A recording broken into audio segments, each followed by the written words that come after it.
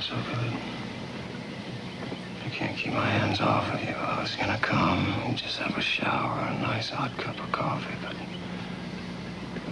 you excite me so much, I can't help myself. Like this has ever happened to me before.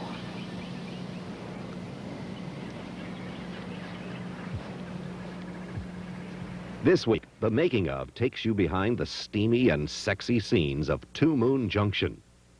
Destined to meet again and again, a beautiful woman from a powerful family and a restless carnival worker are drawn irresistibly to each other with a pull so strong it will unbalance both of their lives. For newcomer Sherilyn Fenn, portraying April was a chance to play a role that many actresses wait a lifetime for. She's pretty great, actually. It's fun to play somebody like this. She starts at one place and ends someplace else. And I saw a big opportunity for me to grow and release things through April. And that's what really excited me about it. In the role of Perry, April's young seducer, is Richard Tyson, who starred as the school bully in the film 3 O'Clock High. Tyson, like Sherilyn Fenn, found his character totally fascinating.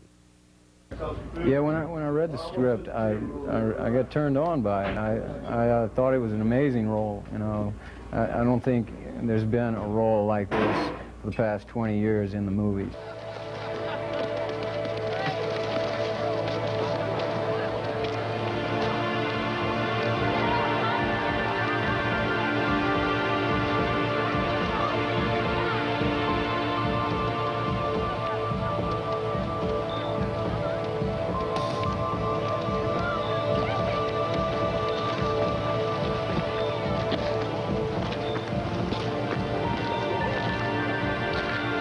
Remember me? The man who returned your wallet? In today's age of filmmaking, having two relative unknowns as the leads would be considered dangerous by many. However, producer Donald P. Borchers saw it a different way. We made a decision that we were far better off going with newer actors and actresses that were willing to take more risks because of the point they were in their career than we were by going after more established actors and actresses that were so locked into certain, let's say, audience expectations of their performance that they were prohibited by their stature in the industry from taking certain risks. That's not to say that Moon Junction is without a stellar cast of seasoned actors. Playing April's hard-nosed grandmother is veteran actress Louise Fletcher, whose memorable performance as Nurse Ratched in One Flew Over the Cuckoo's Nest earned her an Academy Award. Both Fletcher and Richard Tyson were born and raised in Alabama, the setting for Moon Junction. Fletcher found her upbringing helpful in the development of Belle, the Southern matriarch who keeps a watchful eye over her granddaughter April. You're pushing your luck, aren't you, young man? I'm just trying to earn a living, ma'am. Minimum wage, $3.35 an hour. It's not much, but I can make it work. You know, there's a line. Of course there is. That's what holds up the tent. Well, that's not the line I'm referring to. The line I'm talking about is the line between good manners and bad manners. Order and chaos. Cross that line. If you're talking about the state line, Princess. Or I see. The accent is easy. You know, I can just close my eyes and it comes back. That happens to me every year when I go home and visit my relatives. The story is particularly Southern because of its feeling, you know, and the values, or some of the values that date to times gone by. Here at this church, our making-of cameras were able to capture the versatile Fletcher at work. The scene depicts the impending marriage of April to the powerful Chad Fairchild. When Louise first arrives on the set, she begins the day by listening with the other actors to the director describe the upcoming scene. Next, Louise undergoes the makeup process before stepping in front of the camera. Meanwhile, the filmmakers are busy preparing for other shots in the scene that don't involve Louise. In this case, it means filming the bridesmaids. A simple shot, yet still an important element to the scene. And after some final touch-ups are completed, Louise can begin her next step in preparing for the shot, a discussion with Sherilyn on how they feel the scene should be played. Imagine yourself a new young actress working with one of the most gifted actresses in film, and you'll have a pretty good understanding of how Sherilyn felt. And Louise was just amazing to work with. She had so much. In starting out, when you look at a script and you work with with whomever you work with, you know, whether it's by yourself or with a coach. For me, it's with a coach.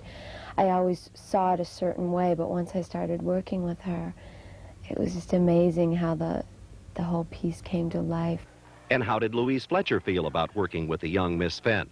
I perceive her as someone who's very, very dedicated to her work, and the work is the important thing to her right now, and I recognize in her a lot of the way I was at that age and how important everything seemed to me, and how exciting a time it is for her. It's fun to watch her and remember what it was like for me at that time. After some final instructions are given to the actresses, film can be rolled, and we get a chance to witness the excitement of both old and new talent making a scene come to life. Oh, darling, you look so beautiful. We're so proud of you. Val, I don't know if I can do this. But we love you. And we only want what's best for you.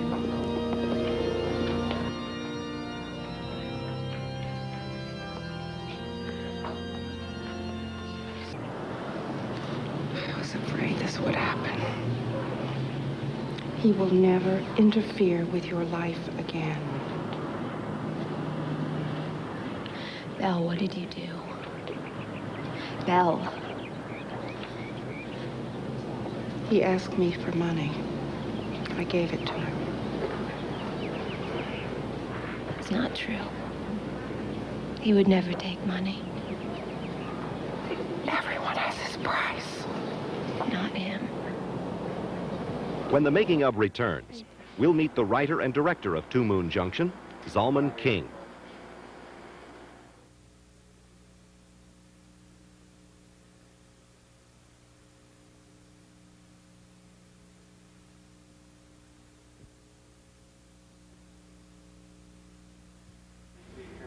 Few people in film have tasted the various facets of show business that Zalman King has.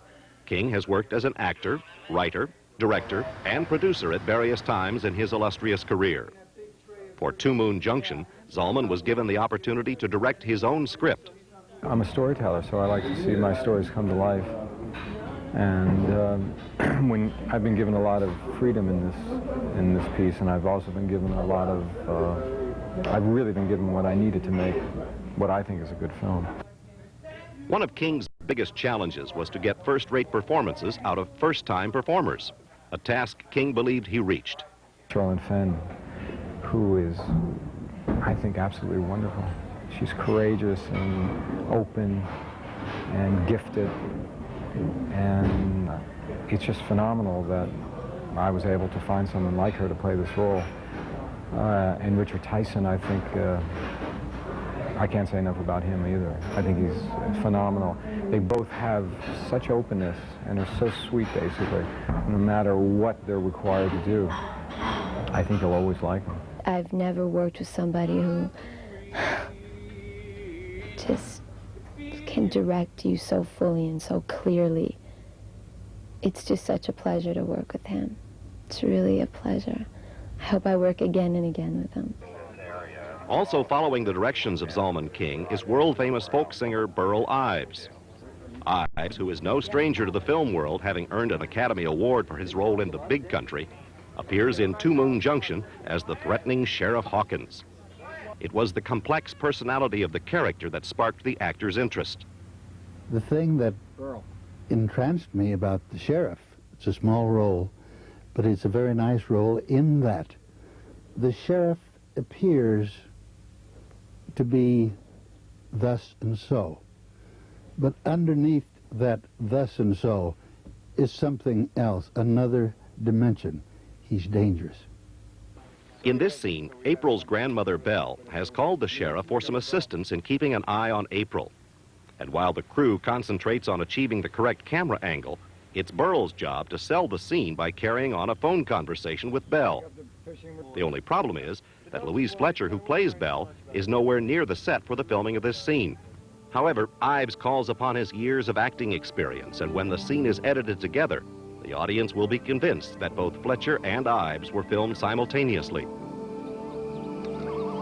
Earl, it's Belle. Belle, how are you, sugar?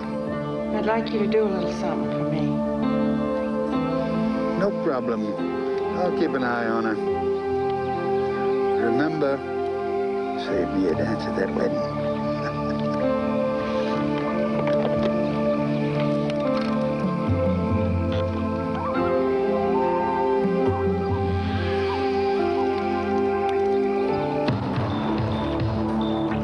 While audiences are used to seeing the fine character acting of a Louise Fletcher or a Burl Ives, most people will be surprised at the extraordinary performance turned in by Christy McNichol. McNichol, probably best remembered for her portrayal of Buddy on the hit TV series Family, plays Patty Jean in Moon Junction, and with it leaves the image of her sweet teenage television character far behind. When I first read it, I thought, oh my God, no one would believe it if I played this role, and I thought maybe I shouldn't. I really thought when I read it, I thought, this is, I mean, she's a lot more like I am in real life than any of the characters I've ever played. So I was really wanting to play the part because it was a lot like me. She's real, she's full of fire, and I am full of fire. People tell me that all the time.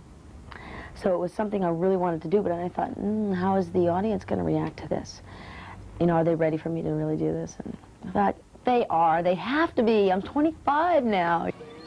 For the role, McNichol was required to drive a truck in the film, a problem she could handle, or so she thought.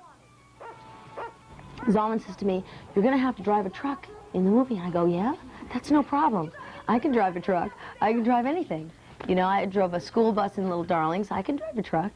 So he says, okay. Now, he didn't tell me that the truck was going to be an 18-wheeler semi. He just said truck. But then, getting to know me, he decided to make the truck because he thought it would be very cute with me, because I'm very small, in this big, huge semi-truck. So he calls me and he says, are you sure you don't want to come down and learn how to drive a truck? A big truck? And I said, Zalman, trust me, I can drive a truck, school bus, truck, anything. So I get on the set, and he says, well, come and look at the truck. It's not a truck, it's this huge 18-wheeler. And I look up at it, and it's like at 17,000 gears. And so I can't drive the truck, so the double had to do it. Certainly one of the main ingredients that McNichol and the rest of the cast faced was the sexuality of the film. The fact that the film has a strong sexual tone should not be surprising when one realizes that Moon Junction's writer also had penned the script for the highly sensual film 9.5 Weeks, and its producer had also produced the controversial film Crimes of Passion. So with that history, the decision was made not to compromise the script for any reasons. The director had so clearly in his mind the sexual exploration this girl was going to undertake that he was not willing to compromise one frame, one cut, one setup that had to do with sexuality, sexual portrayal, or in fact, nudity. We went pretty far in a way that it was tasteful and very exciting, and leaving a lot to the imagination, which I think can be a lot more of a turn-on if you're doing a love scene than if you just show everything.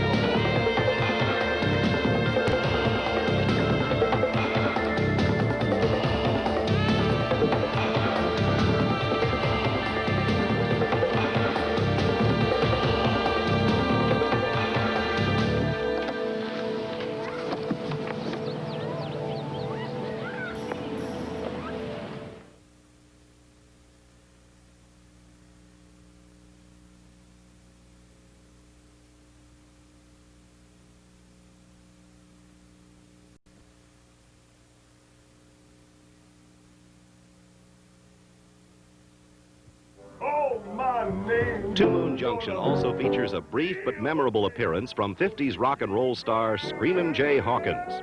Best known for his classic hit, I Put a Spell on You, Hawkins appears in Two Moon Junction basically playing himself. More importantly, Two Moon Junction gave him a chance to do something other than singing his famous 1956 hit. I Put a Spell on You is not the only record I ever wrote, but it does seem to be like a curse, or like I put a spell on myself and it just follow me. Don't misunderstand me. I'm not knocking it. I'm grateful. But I would like to be seen doing something else. And when they asked me to do it, I jumped. With the idea of filming in a club, some atmospheric lighting, and a little smoke thrown in for good measure, the crew created the perfect venue for Screamin' Jay to sing the blues.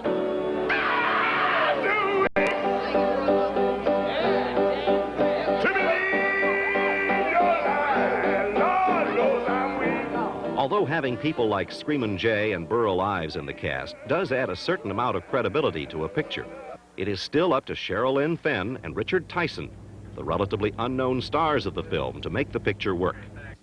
Fortunately, their relationship worked on screen due to the mutual admiration felt off screen.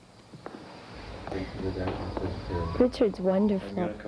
He's so unpretentious and he's just so open, you know, and honest, and he's right there for you in every way. It's funny, Sharon Madden, who plays Priscilla Bixby, the caterer, she said to me, you know, if it gets crazy and you get uptight, just look into Richard's eyes and you'll have everything you need. And she's right. He really is. He's just, you can just see right through to his soul, and he's right there for you, and he's a wonderful actor.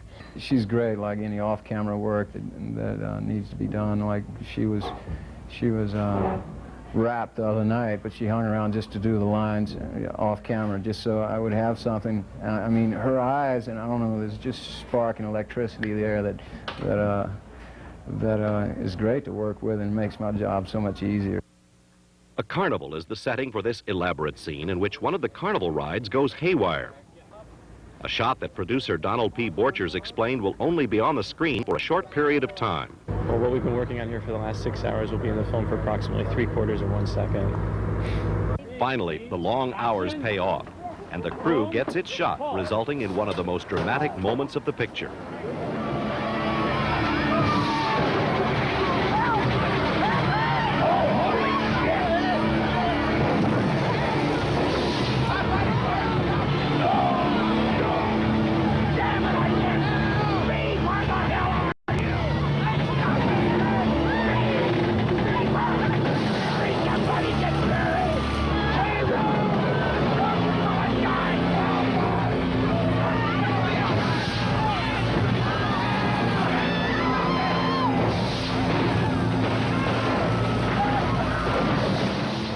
Audiences will also recognize Hervé Villechaize in the carnival scene.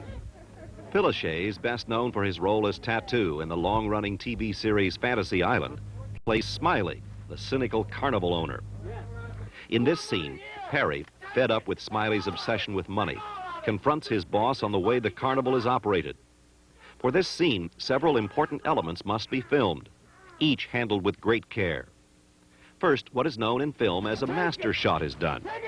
A master shot will cover all of the essential action in the scene and can be used at any time in the editing process. Next up, the crew isolates itself on Richard Tyson delivering his lines. Now the close-up process is repeated on Villechaize. Then another master shot is done, this time with extras acting as a panicked crowd rushing from the carnival. Note how the crowd consists of the same 10 people running back and forth, something almost undetectable in the final version of the film. Finally, the diligent process of staging a fight sequence begins. The two main ingredients of any staged fight is to make it realistic, while at the same time making sure no one really gets hurt. Again, this sequence will be filmed several times from different angles, but when cut together will play as an exciting and realistic battle between Perry and the other carnival employees. Now let's look at how all this comes together in the final version of Two Moon Junction. Stay back!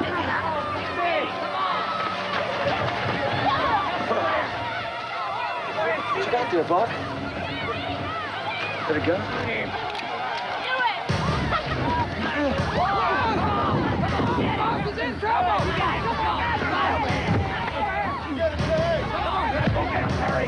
take the whole 6th Foreign Legion and National Guard as well as the Battleship Missouri to take my